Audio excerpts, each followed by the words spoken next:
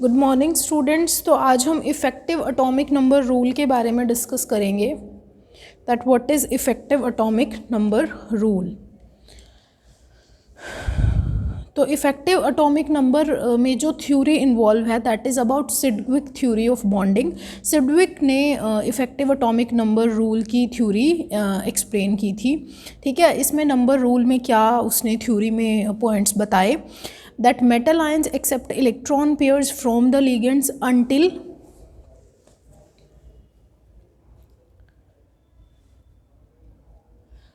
it achieves the next noble gas configuration। ठीक है, this is called effective atomic number rule कि जब तक सेंट्रल मेटल एटम लिगेंड से इतने नंबर ऑफ इलेक्ट्रॉन्स गेन कर करके अपने से नेक्स्ट नोबल गैस कॉन्फिग्रेशन को अटेन नहीं कर लेता, ठीक है, तब तक वो उस लिगेंड से इलेक्ट्रॉन एक्सेप्ट करता रहेगा और इसको बोलते हैं इफ़ेक्टिव एटॉमिक नंबर रूल।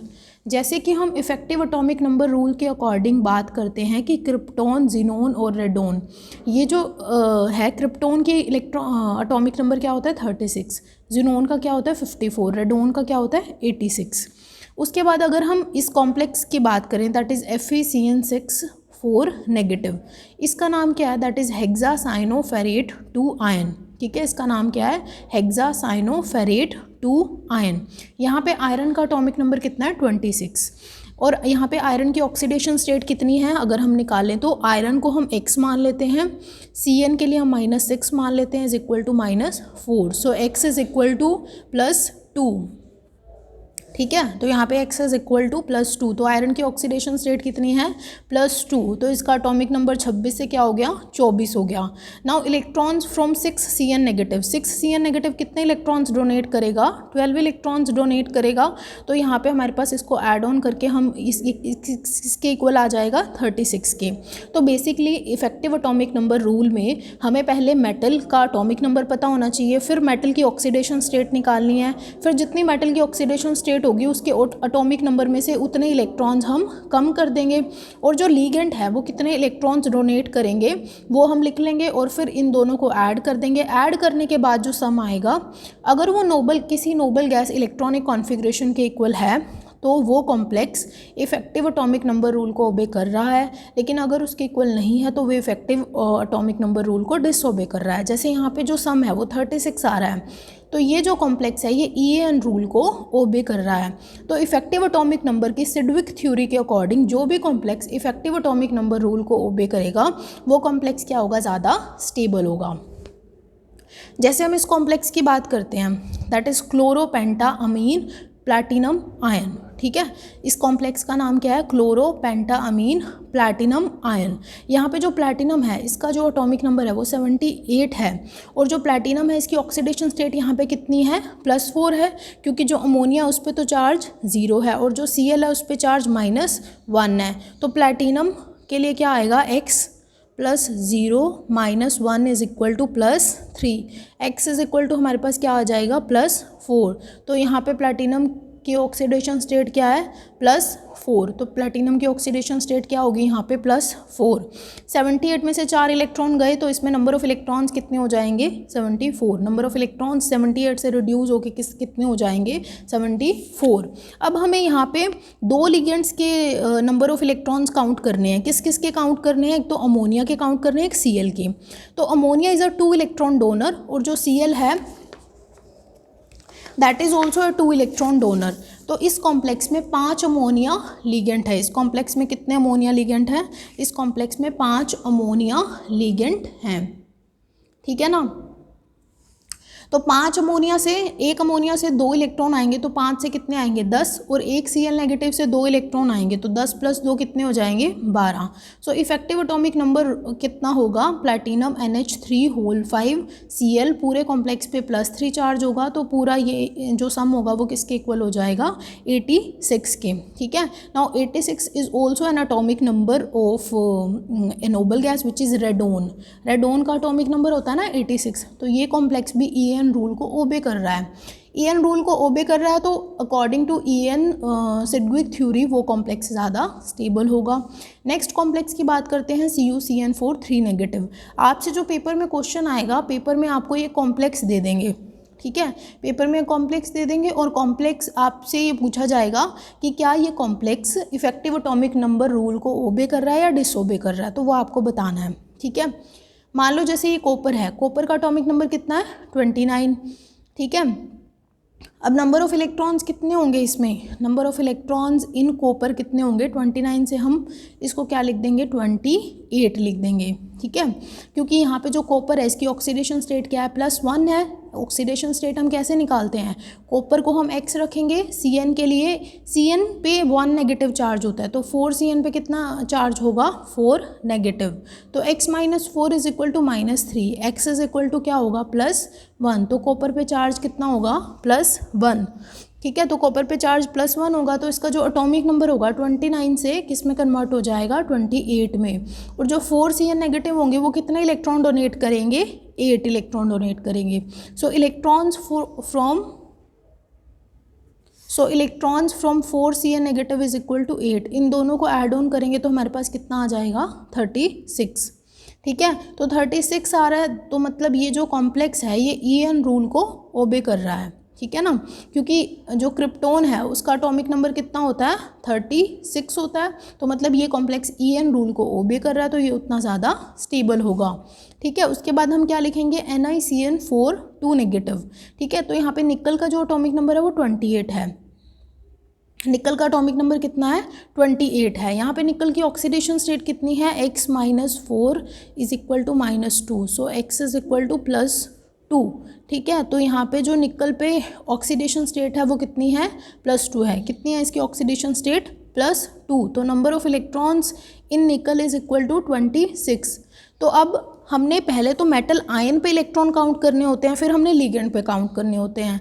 जैसे कि यहाँ पे जो एक साइनाइड है वो 2 इलेक्ट्रॉन डोनर है, तो 4 साइनाइड कितने इलेक्ट्रॉन डोनेट करेगा 8 इलेक्ट्रॉन डोनेट करेगा। इन दोनों को जब हम ऐड ऑन करेंगे तो हमारे पास क्या आएगा EN ऑफ NiCN4 2 नेगेटिव कितना होगा, EN यानी effective atomic number of NiCN4 2 negative कितना होगा, that is 26 + 8 is equal to 34, ठीक है। So here EN rule is not obeyed, क्योंकि 34 किसी भी नोबल गैस का एटॉमिक नंबर नहीं है, तो यहाँ पे जो इफेक्टिव एटॉमिक नंबर रूल है वो ओबे नहीं हो रहा, ठीक है ना।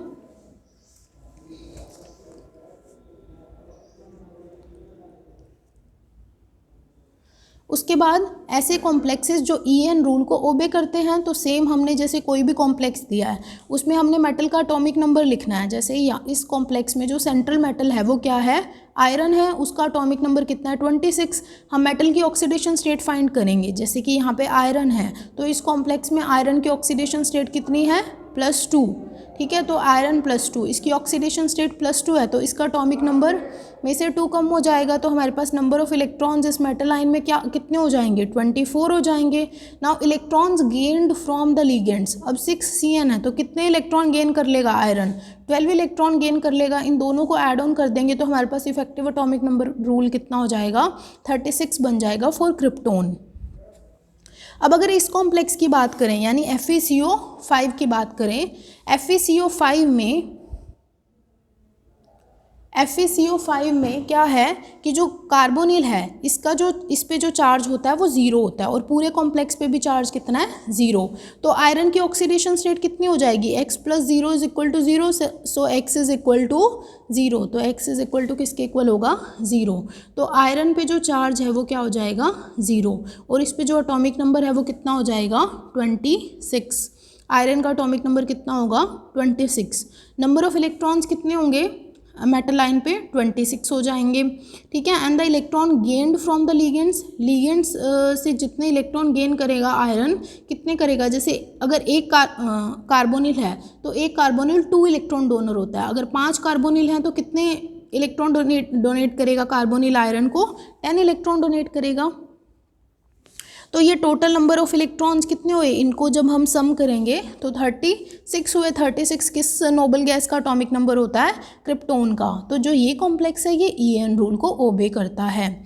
इस टेबल में सारे ऐसे कॉम्प्लेक्सेस के एग्जांपल दिए हैं जो ईएन रूल को ओबे करते हैं। जैसे कि यहाँ पे CrCO6 का एग्जांपल दिया है। अगेन कार्बोनिल पे चार्ज 0 होता है, पूरे कॉम्प्लेक्स पे चार्ज 0 है, तो x plus 0 is equal to 0 होगा। So x is equal to किसके इक्वल होगा, 0 के इक्वल होगा। मीन्स मेटल पे चार्ज कितना है, 0। अब जो क्रोमियम है उसका एटॉमिक नंबर कितना है, 24। अब क्रोमियम पे कोई चार्ज नहीं है, तो इस पे जो नंबर ऑफ इलेक्ट्रॉन्स होंगे तो वो कितने रहेंगे, 24 रहेंगे, क्योंकि क्रोमियम की ऑक्सीडेशन स्टेट कितनी है, 0। तो जितना एटॉमिक नंबर पहले था उतना ही बाद में रहेगा। एक कार्बोनिल 2 इलेक्ट्रॉन डोनर है, तो 6 कार्बोनिल कितने इलेक्ट्रॉन डोनेट करेंगे, 12। जब हम इन दोनों को ऐड ऑन करेंगे तो हमारे पास क्या बनेगा, जो EN होगा दैट इज 36 होगा फॉर क्रिप्टोन। ठीक है।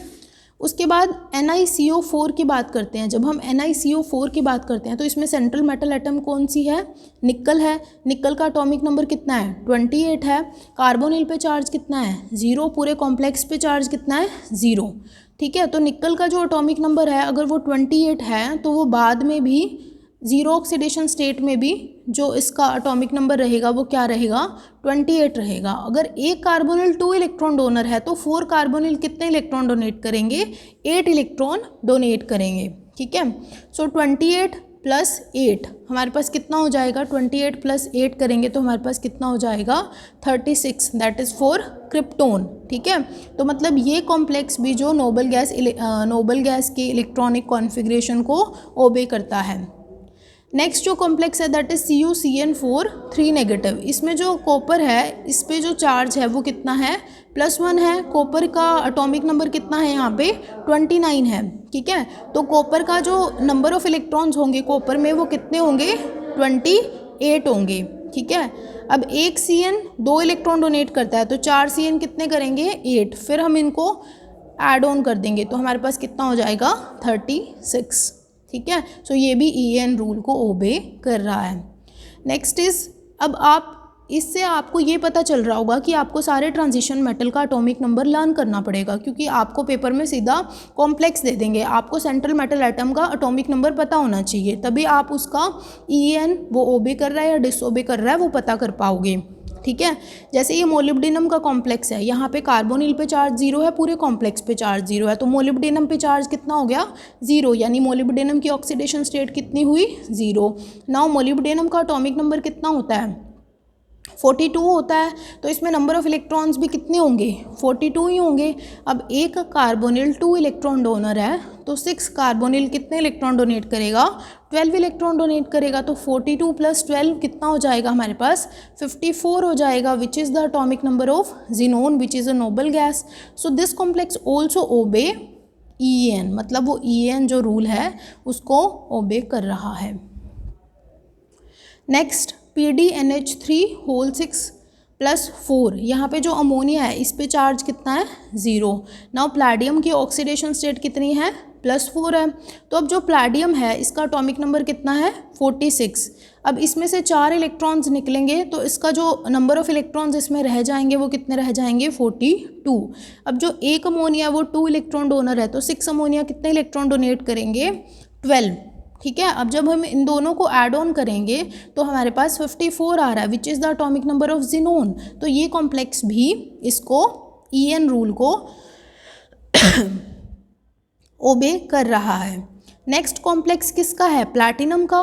ठीक है। तो इसमें जो प्लैटिनम है PtNH3(6) होल का होल पूरे कॉम्प्लेक्स पे चार्ज कितना है, +4 है। ठीक है। तो ओरिजिनली जो प्लैटिनम होता है उसका एटॉमिक नंबर कितना होता है, 78। यहाँ पे प्लैटिनम की ऑक्सीडेशन स्टेट कितनी हुई, +4, क्योंकि अमोनिया पे चार्ज 0 है और पूरे कॉम्प्लेक्स पे +4 है। तो जब हम करेंगे x + 0 = +4 तो प्लैटिनम की ऑक्सीडेशन स्टेट कितनी आएगी, +4 आएगी। x = क्या आएगा, +4। तो प्लैटिनम पे जो ऑक्सीडेशन स्टेट होगी वो कितनी होगी, +4।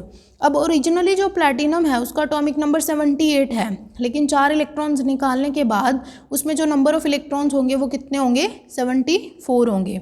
अब एक अमोनिया मॉलिक्यूल 2 इलेक्ट्रॉन डोनर है, तो 6 अमोनिया मॉलिक्यूल कितने इलेक्ट्रॉन डोनेट करेंगे, 12 इलेक्ट्रॉन डोनेट करेंगे। दोनों को जब हम ऐड करेंगे तो हमारे पास नंबर ऑफ इलेक्ट्रॉन्स कितने हो जाएंगे, 86, which is the atomic number of radon. So this complex also obey effective atomic number rule. ठीक है, तो ये कॉम्प्लेक्स भी इफेक्टिव एटॉमिक नंबर रूल को ओबे या फॉलो कर रहा है।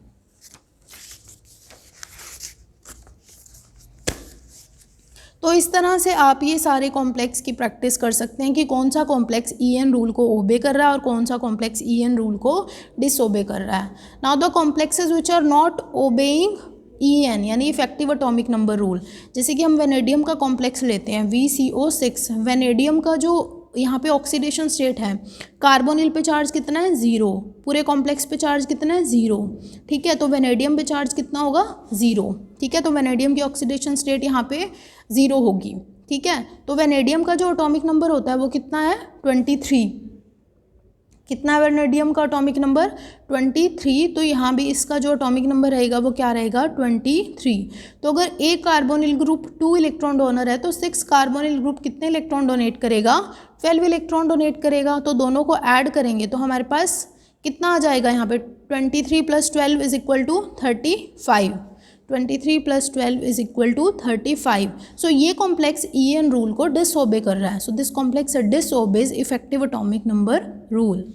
नेक्स्ट कॉम्प्लेक्स इज MnCN, पूरे का 6, 4, पूरे कॉम्प्लेक्स पे चार्ज कितना है 4 नेगेटिव। तो यहाँ पे जब मैंगनीज़ की ऑक्सीडेशन स्टेट निकालेंगे तो जैसे अगर हम मैंगनीज़ के लिए x मान लेते हैं, Cn के लिए -6 मान लेते हैं और पूरे कॉम्प्लेक्स पे चार्ज कितना है -4। So x = +2। ठीक है, तो x = क्या हो जाएगा +2। ठीक है, तो मैंगनीज़ पे चार्ज कितना हो गया +2। अब मैंगनीज़ का जो एटॉमिक नंबर होता है वो 25 होता है, लेकिन +2 ऑक्सीडेशन स्टेट में इतने इसके, अब हमें पता है number of electrons = atomic number होता है, लेकिन +2 होने के बाद इसमें से 2 इलेक्ट्रॉन कम हो जाएंगे और इस पे नंबर ऑफ इलेक्ट्रॉन्स मेटल पे कितने रह जाएंगे 23।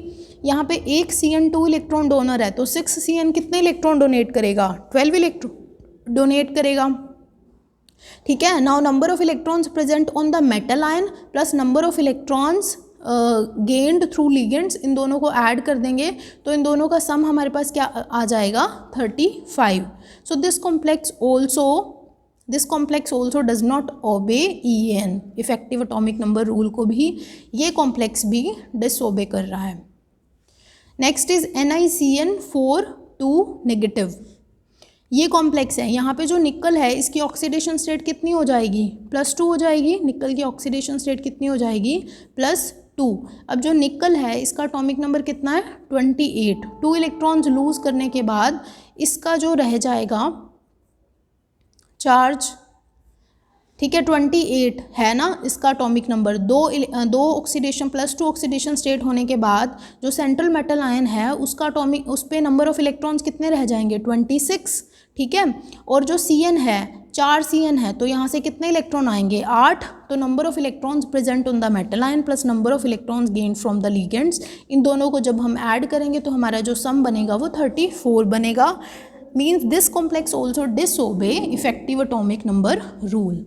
नेक्स्ट हम निकल का हेक्सामीन कॉम्प्लेक्स की बात करते हैं। इसमें जो अमोनिया है उस पे चार्ज कितना है 0 और पूरे कॉम्प्लेक्स पे चार्ज कितना है +2। तो यहाँ पे जो निकल है इसकी ऑक्सीडेशन स्टेट कितनी है +2। अब जो निकल है उसका एटॉमिक नंबर कितना होता है 28, लेकिन +2 है तो अब इसमें नंबर ऑफ इलेक्ट्रॉन्स 2 कम हो जाएंगे तो नंबर ऑफ इलेक्ट्रॉन्स 28 से कितने हो जाएंगे 26 हो जाएंगे।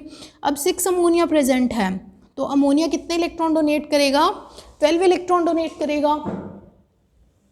ठीक है, तो 12 इलेक्ट्रॉन जब हम इसमें ऐड कर देंगे दैट इज़ 26 + 12, तो इसका सम कितना आ जाएगा दैट इज़ 38। ठीक है, तो ये भी किसी नोबल गैस की इलेक्ट्रॉनिक कॉन्फ़िगरेशन नहीं है। तो this also डिसओबेज effective atomic number rule.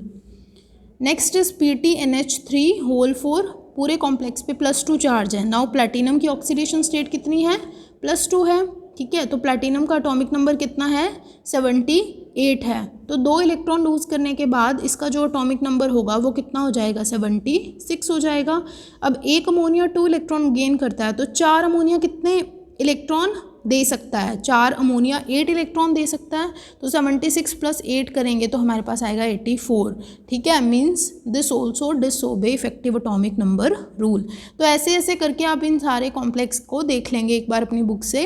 तो ये जो सारे कॉम्प्लेक्स हैं ये इफेक्टिव एटॉमिक नंबर रूल को डिसओबे करता है, क्योंकि इसमें से कोई भी नोबल गैस, इनमें से किसी भी कॉम्प्लेक्स के इलेक्ट्रॉन्स का जो सम है वो नोबल गैस के सम के इक्वल नहीं, नोबल गैस के एटॉमिक नंबर के इक्वल नहीं आ रहा, तो ये इफेक्टिव एटॉमिक नंबर रूल को डिसओबे कर रहे हैं।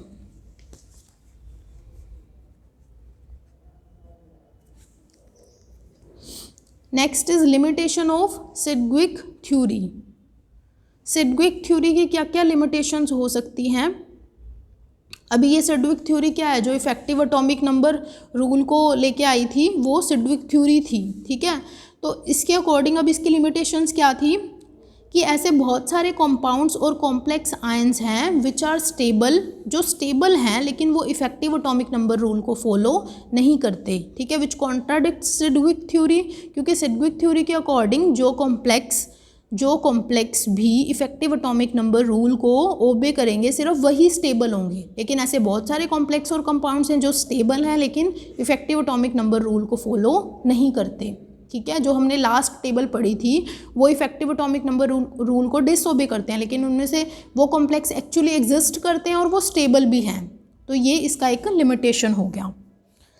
This theory also does not predict the geometry of complex. ये थ्योरी कॉम्प्लेक्स की ज्योमेट्री को प्रेडिक्ट नहीं कर सकती। This also does not predicts the type of metal orbitals which may be involve in bonding. ये थ्योरी ये भी नहीं बताती कि मेटल के कौन से ऑर्बिटल्स बॉन्डिंग में इन्वॉल्व हैं लिगेंड्स के साथ, वो आगे क्रिस्टल फील्ड थ्योरी बताती है। Does not predict the magnetic behaviour of complexes. Complexes के मैग्नेटिक बिहेवियर के बारे में कुछ भी ना डिस्कस किया कि कॉम्प्लेक्स डायमैग्नेटिक है, पैरामैग्नेटिक है या फेरोमैग्नेटिक है। Can not explain as to why certain metal ion shows more than one coordination number.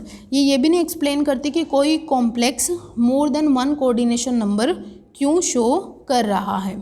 ठीक है, तो इसकी काफ़ी सारी लिमिटेशन है सिडग्विक थ्योरी की। Next is chelating ligands and chelates. सबसे पहले तो चिलेटिंग लिगेंड्स और चिलेट्स होते क्या हैं ये देखना है हमें।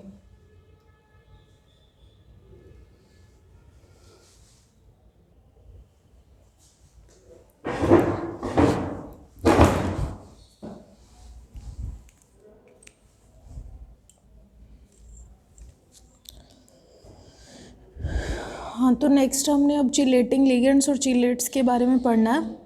तो चिलेटिंग लिगेंड्स क्या होते हैं, सबसे पहले तो हमें ये पता करना ज़रूरी है। चिलेटिंग लिगेंड्स क्या होते हैं कि जब भी कोई बायोडेंटेट क्या होता है, ऐसा लिगेंड जिसमें दो डोनर एटम्स मेटल के साथ बाइंड होते हैं। ठीक है, पॉलीडेंटेट लिगेंड्स वो होते हैं जिसमें मोर देन वन एटम होता है। ठीक है, चाहे वो बायोडेंटेट हो, ट्राइडेंटेट हो, टेट्राडेंटेट हो, पेंटाडेंटेट हो, हमने ये लिगेंड्स पहले भी डिस्कस करे थे। ठीक है, तो कोई भी बायोडेंटेट और पॉलीडेंटेट लिगेंड जब दो या दो से ज़्यादा डोनर एटम्स के थ्रू कि सेम सेंट्रल मेटल आयन के साथ रिंग स्ट्रक्चर फॉर्म करता है, तो उस लिगेंड को हम क्या बोलते हैं, चिलेटिंग लिगेंड्स।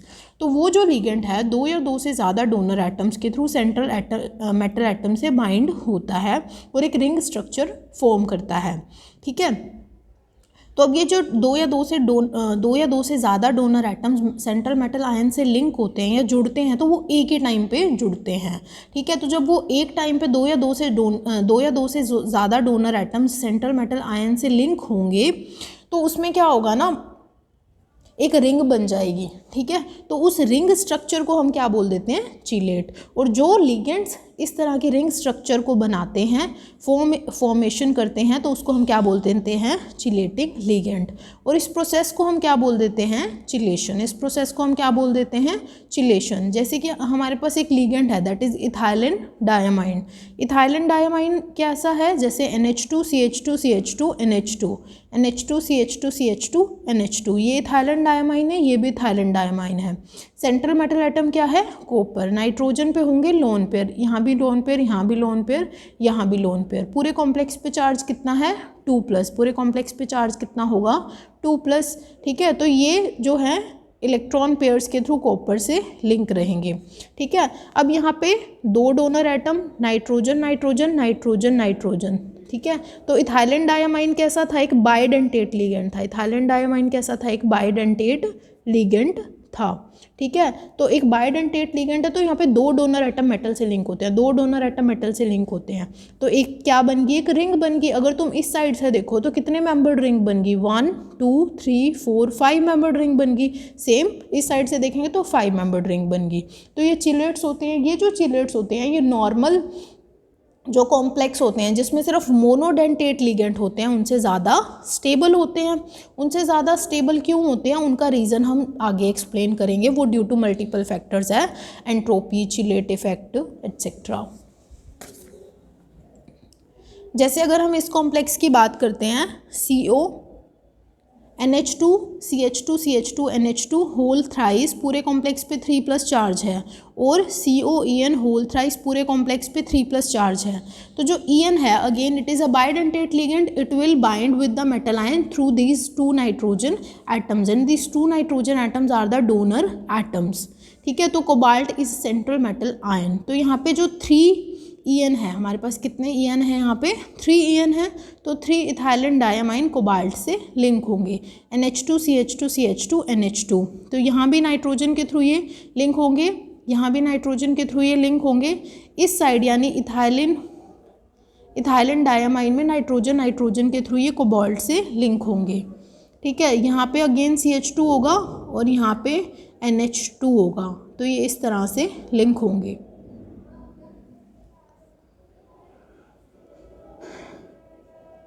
ठीक है, तो ये यहाँ पे ये कोबाल्ट कितने नाइट्रोजन से जुड़ गया, यहाँ पे इसका कोऑर्डिनेशन नंबर कितना हो गया, coordination number of central metal ion यानी कोबाल्ट कितना हो गया, 6 हो गया।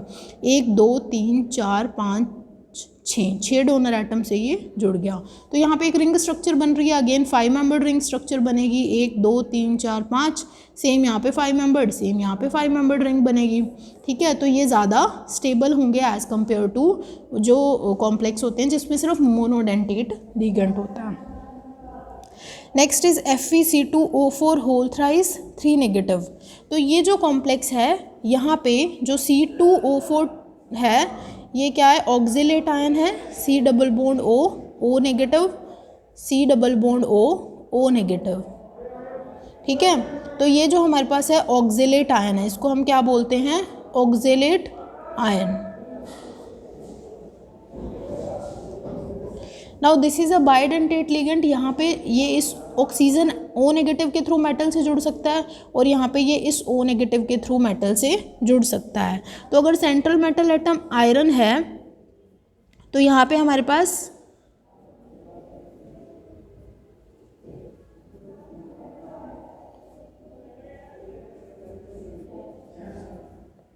ये इस तरह से बॉन्डिंग होगी इसमें O नेगेटिव के through.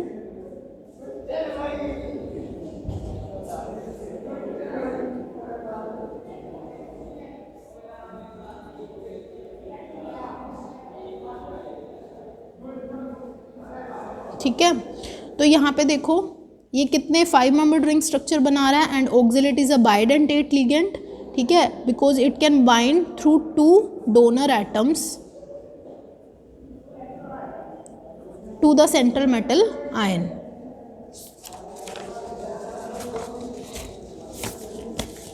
Now what is the application of these chelate complexes? ठीक है। इनका जो एप्लीकेशन है वो ग्रेविमेट्रिक एनालिसिस में होता है। ग्रेविमेट्रिक एनालिसिस में क्या होता है, हम कोई जैसे मिक्सचर दे दिया तुम्हें इनऑर्गेनिक में, उसमें से तुम्हें जो इनऑर्गेनिक मेटल है उसको तुमने सेपरेट आउट करना होता है। तो वो तुम कैसे करते हो, उस मेटल का उस जो पॉलीडेंटेट या बाइडेंटेट लिगेंड है उसके साथ कॉम्प्लेक्स बनाते हो, उसके पीपीटी बनाते हो, तो इस तरह से उसको तुम सेपरेट करते हो।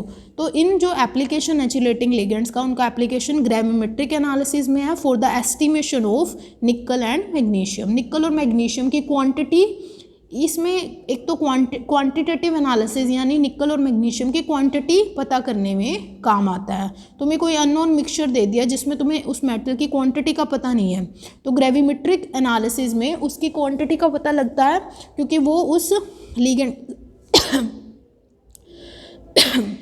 क्योंकि वो उस लिगेंड के साथ कॉम्प्लेक्स बनाएगा, सेटल डाउन होएगा, और फिर पीपीटी को ड्राई करके तुम उसका वे करोगे, तो इससे तुम्हें उसकी क्वांटिटी का पता चल जाएगा, क्वांटिटी का आइडिया लगेगा। ठीक है।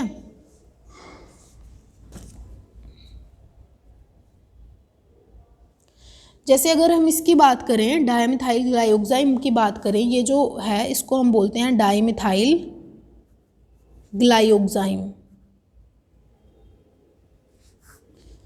डायमिथाइल ग्लाइकोजाइम, अब ये इस मेटल से बाइंड होगा यानी निकल +2 से बाइंड होगा। अब हम इस रिएक्शन में एक बेस भी ऐड करते हैं। जो बेस होता है उसका काम क्या होता है, एसिडिक प्रोटोन को एब्स्ट्रैक्ट करना। तो ये इन दोनों में से किसी एक प्रोटोन को एब्स्ट्रैक्ट कर लेगा, तो यहाँ पे तो NOH रह जाएगा और यहाँ पे क्या रह जाएगा, NO- रह जाएगा। और ये जो ऑक्सीजन है इसके पास क्या है, लोन पेयर ऑफ इलेक्ट्रॉन्स है और इस O पे नेगेटिव चार्ज है। तो इस H और O के बीच में क्या हो जाएगा, हाइड्रोजन बॉन्डिंग हो सकती है।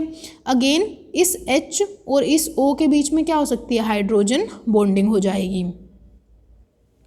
यहाँ पे जो सेंट्रल मेटल एटम है वो क्या है, निकल है। तो अब जो ये OH वाले साइड का नाइट्रोजन है वो कोऑर्डिनेट बॉन्ड फॉर्म करेगा। ठीक है। अब ये जो इस तरह की हाइड्रोजन बॉन्डिंग क्यों की है, कॉम्प्लेक्स को स्टेबल बनाने के लिए। तो यहाँ पे जो ये वाला नाइट्रोजन है जो OH वाली तरफ है, ये क्या बनाएगा, कोऑर्डिनेट बॉन्ड बनाएगा। जो OH वाली तरफ नाइट्रोजन है वो क्या बनाएगा, कोऑर्डिनेट बॉन्ड बनाएगा, और जो O नेगेटिव वाला नाइट्रोजन है वो क्या बनाएगा, कोवेलेंट बॉन्ड बनाएगा। वो क्या बनाएगा, कोवेलेंट बॉन्ड। और जो OH वाला नाइट्रोजन है वो क्या बनाएगा, कोऑर्डिनेट बॉन्ड बनाएगा, क्योंकि वो ज़्यादा डोनेटिंग होगा एज कम्पेयर टू जो O नेगेटिव की तरफ नाइट्रोजन है। तो ये निकल DMG कॉम्प्लेक्स है। Here DMG is also a bidentate ligand which can bind through the metal ion through 2 donor atoms which are N and N। Again यहाँ भी lone pair of electrons है, यहाँ भी lone pair of electrons है, तो donor atoms तो यही होंगे ना। मैग्नीशियम की एस्टिमेशन के लिए हमें किसको डालते हैं ग्रेविमेट्रिक एनालिसिस में, 8 हाइड्रोक्सी क्यूनोलिन को डालते हैं। 8 hydroxy quinoline is also a bidentate ligand which can bind through the central metal ion through the 2 donor atoms। इसमें हम एक बेस ऐड कर सकते हैं। ठीक है। वो बेस क्या करेगा, इस एसिडिक प्रोटोन को एब्स्ट्रैक्ट कर लेगा। बेस क्या करेगा, एसिडिक प्रोटोन को एब्स्ट्रैक्ट कर लेगा। यहाँ पे H+ चला जाएगा, तो यहाँ पे चार्ज कितना आ जाएगा, O नेगेटिव। तो ये जो लिगेंड है नाइट्रोजन के लोन पेयर और O नेगेटिव के थ्रू मैग्नीशियम से बाइंड होगा।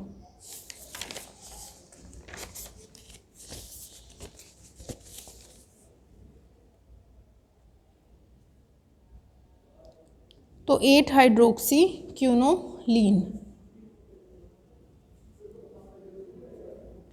तो यहाँ पे जैसे नाइट्रोजन है, नाइट्रोजन के लोन पेयर हो गए और यहाँ पे O नेगेटिव हो गया, O नेगेटिव के थ्रू मैग्नीशियम से बाइंड होगा, और यहाँ पे भी ये O और N के थ्रू। अब यहाँ पे जो कोऑर्डिनेट बॉन्ड बनाएगा वो नाइट्रोजन ही बनाएगा, क्योंकि यहाँ पे जो नाइट्रोजन है it is less electronegative as compare to oxygen. Nitrogen कम इलेक्ट्रोनेगेटिव है ऑक्सीजन के कंपैरिजन में, तो जो नाइट्रोजन है वो कोऑर्डिनेट बॉन्ड फॉर्मेशन करेगा लेकिन ऑक्सीजन नहीं करेगा।